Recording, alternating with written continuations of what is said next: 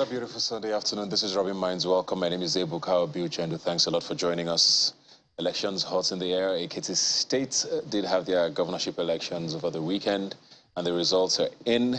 We're going to be going in, talking more in depth about that in the coming segments on today's episode. Of course, looking at 2023 as well, and all that's to come with regards to all the drama and the new word or phrase placeholder that seems to sweeping the political scene in Nigeria. We're going to be getting to that much later. But first, we're going to be talking intellectual property law and how it sort of relates to the elections as well.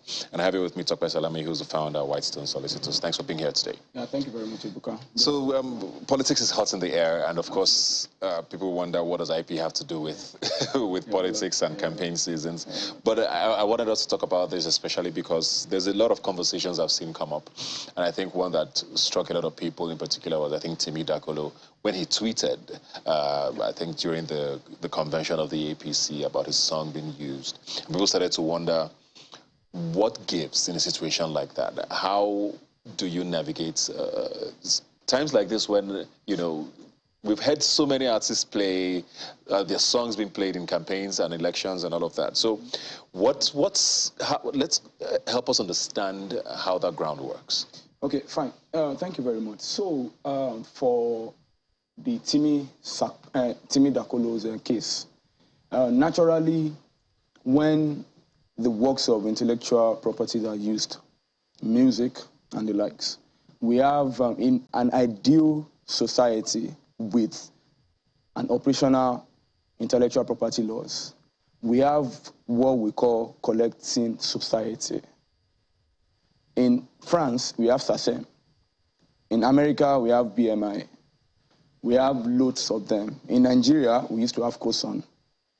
Now, what these people do is to protect the works of intellectual property owners from being exploited without payment.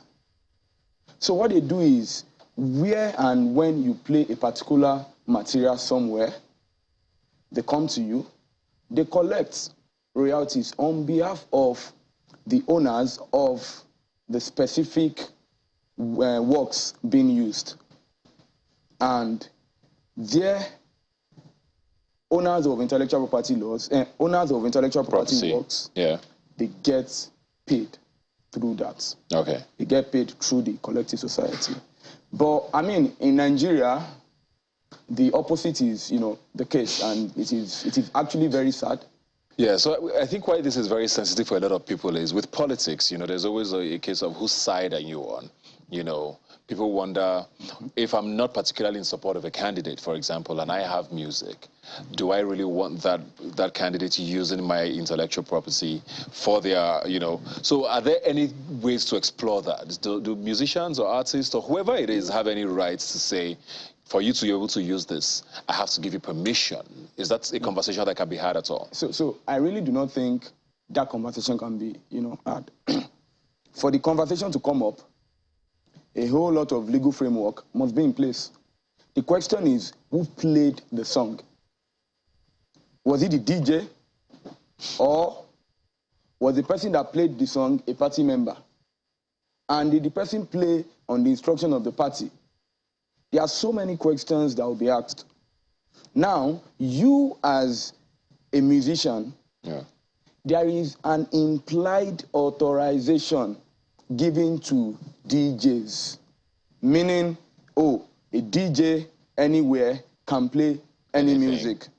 It is now left for the legal framework of that society to properly work, meaning when a DJ somewhere plays AYZ music, then the collecting society in that country, or the collecting society the owner of the intellectual property work belongs to, is now meant to do what? DJ XYZ, you played this at XYZ time. Okay, oh, have you made your payment? Oh, pay your payment before next week. Because if we are to go around saying, oh, DJs cannot play music, then what happens to weddings? When I mean, what happens to weddings? What happens to so many So you have events? to treat both situations as basically the same, is what you're saying. You just have to treat both. But then in Nigeria, I mean, most of us that we are in this space of law, we've been clamoring for, you know, let us have proper legal framework in place. Our creatives are dying in poverty. Our creatives are not happy. Why? Their works are exploited and nothing comes in for it.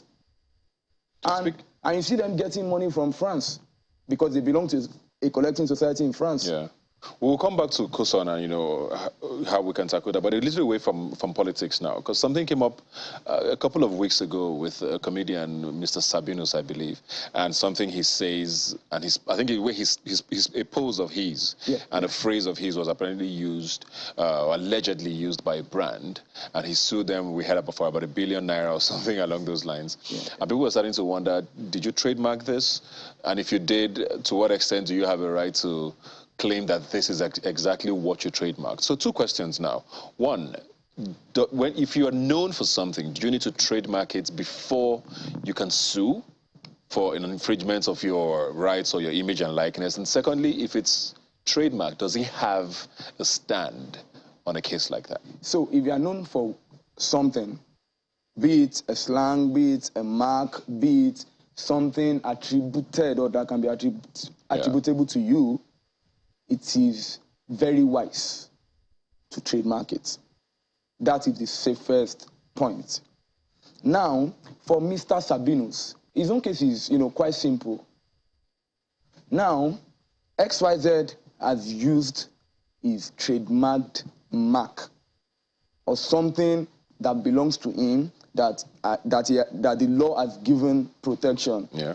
They've used it, and whether we like it or not, they've kind of gotten some business goodwill off it. So imagine a competitive brand, or imagine he has been in discussion with a competitive brand, and maybe the competitive brand now sees that advert. I mean, it tells one thing, oh, maybe they've signed this guy to have used his mark, to have used his images. And what would that bring? It will bring a sort of loss to him. Because they will be like, oh, you signed XYZ, oh, we don't want to have anything to do with you no more. Yeah. So it is safe to trademark it. And if it is being used, I mean, we have what we call fair usage, but this thing is clear. It was not, and it can never be fair usage. Why? It was used for a business purpose. And it was used with the intention to tap into the business goodwill of that comedian or that owner of the registered... so you think he does have a case there? Of course he does. I mean, I saw everything. I mean, registered, I saw everything. So, I mean, then it is another thing for the legal framework not to frustrate the whole thing. Let's quickly talk about COSON now before we go, because they've been around for a while. People got excited when, you know, the whole idea of COSON started. There are people who still sort of at least believe in them. And, you know, the power of what they're doing with regards to collecting for artists. But there's also a lot of controversy, you know, around how they actually do this collection and what is remitted and all of that. Yeah. What's your take on COSON and how they stand now? And what should they be doing differently to make things, I mean, a little cleaner, maybe? Yeah, so I think the first thing COSON should do is to get people who are currently in the business of entertainment, in the business of entertainment law, and people who have traveled far and wide to see or to learn how things are done in advanced countries. That's one. The second thing is you must be accountable. That thing is very important. Why? People have come to you. They have signed up as members with your society, and it is just natural that you must be accountable to them. When you collect ₦1, let them know, oh, we collected ₦1. When it is 2, let them know. Not that at the end of a quarter, you just say, oh, you guys should bring your account, boom, you send something to them.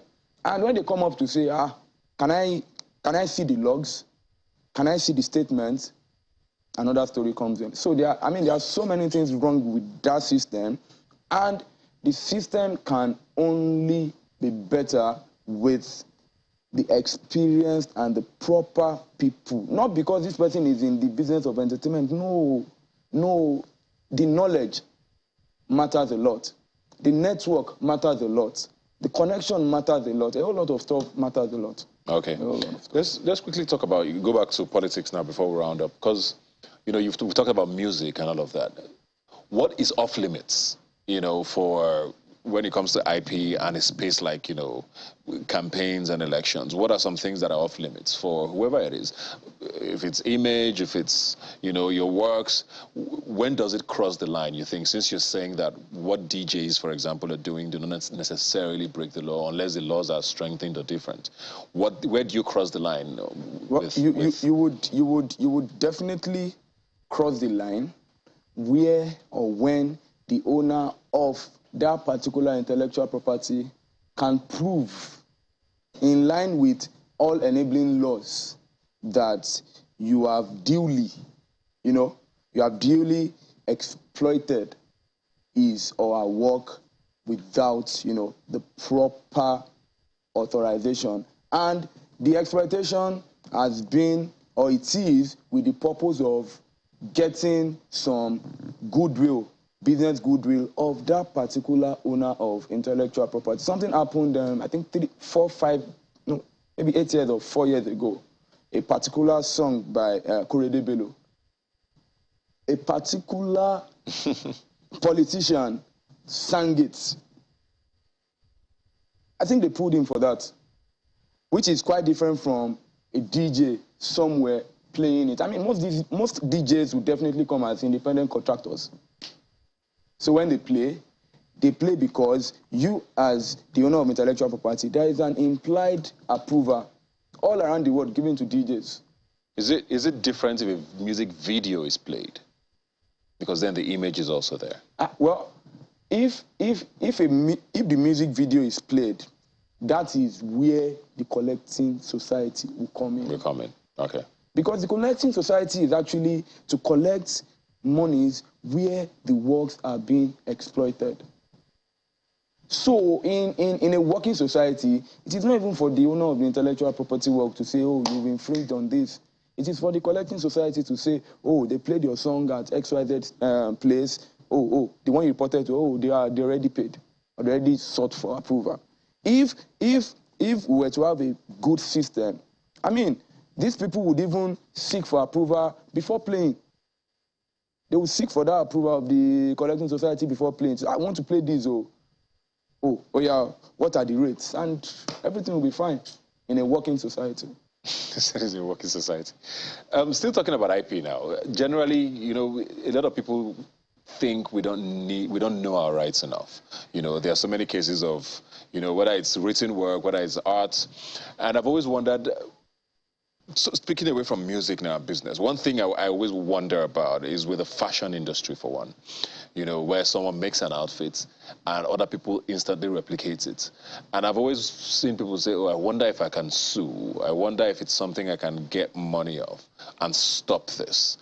Considering the kind of culture we have here of tailors, people making custom things, unlike in the West where it's more retail, you go and buy. Yeah, is that something that we can ever change? And is there an infringement there even? No, of course we can change it. Yeah, is there an infringement there where if I make a design and someone wears it and someone instantly copies it? So do I have a case? So naturally, you have a case in an ideal setup, in an ideal society.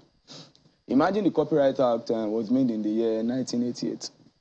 The analog era. We are in the digital era. The question is, what are we doing to make these laws suitable for the digital era? Yeah. No one has answered the question.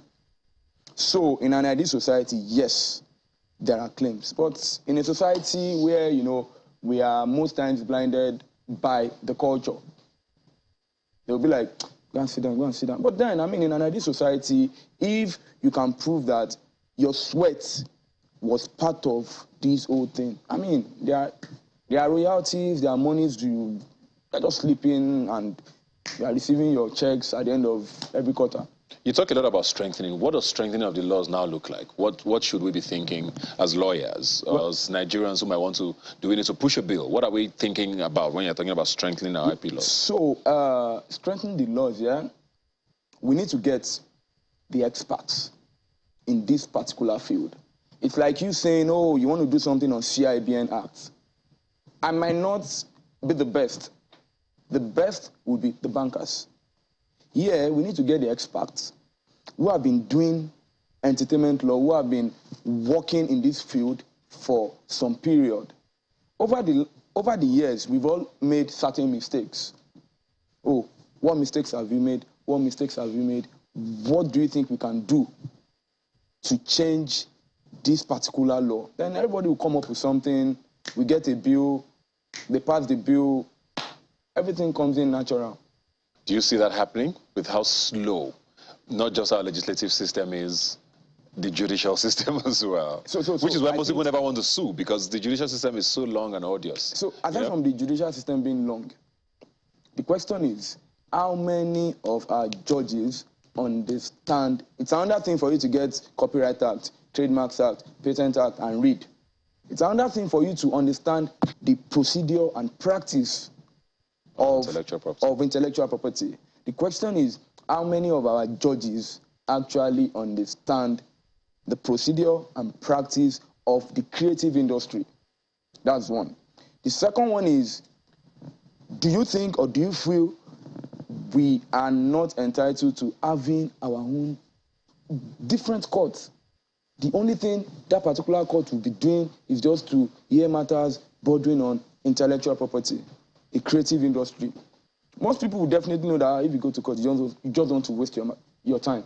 But imagine we have, let's say, two courts that the only thing they do is just to cater for works of intellectual property. I mean, all we need in this industry is just to get maybe 1 or 2, 3 scapegoats, and everybody will sit tight. But that is not happening. That did not happen. But then it will happen with time. I don't know. Maybe in the next 8 to maybe 12 years. Because I'm hearing a separate court for IP, and I'm wondering how feasible that will ever be, though. No, it is. So we have the resources, we have the buildings, we have the infrastructures, we have everything. It is just for our people to go for training. It is for the government to know that they can actually be generating high revenue through the works of the creative industry. Yeah. I hope the government wakes up very soon. Because, I mean, the creative industry is like the newest crude oil in Africa, not even in Nigeria alone. Well, thank you very much. I guess the campaign season is still a long one ahead. We're going to keep watching and seeing if we can find any loopholes. Yeah, hopefully the artists get their money's worth at the end of the day. Thanks for being here today. Welcome.